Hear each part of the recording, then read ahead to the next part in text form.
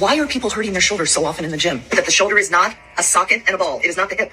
It is a plate and a ball. This means that inherently the bones are unstable. They can go any which way. While you're in the gym throwing around biceps, triceps, lats, delt, pull down, bench press, pull, you have to remember the 4 little bitty muscles, the little band exercises that I can teach you next that will preserve your shoulder anatomy and not shift around all the time, causing you injuries like labral tears or pulling your arm down and causing rotator cuff. So I was sent this reel and asked about it, so let's talk about it.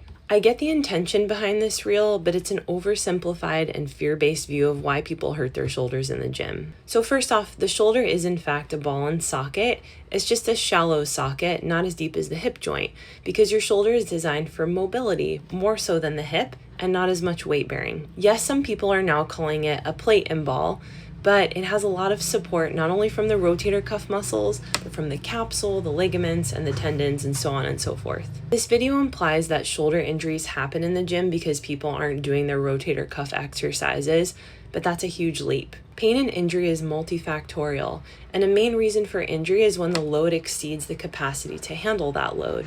This can be due for a lot of different reasons, including sudden spikes in training volume or training load, poor recovery, poor sleep, increased stress, decreased tissue capacity, prior injury history, programming errors, repetitive overload, fatigue, and much more. Now, band exercises can be helpful, but ultimately are low load exercises for the shoulder.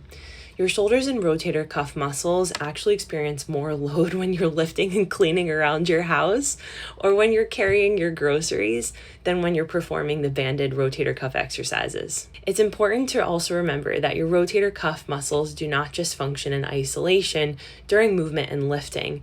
And shoulder stability is an emergent property of your entire kinetic chain and your nervous system. During your bench presses, your pull-ups, your biceps, triceps at the gym, your rotator cuff is working automatically to help support your shoulder and help you move. If you want to build strong and robust shoulders, it's imperative that you perform progressively loaded exercises that actually increase your capacity to handle load over time. Also, take care of all the other factors in your life that contribute to how you move and how you feel under consideration. The bottom line is that lifting weights is safe when it's performed progressively.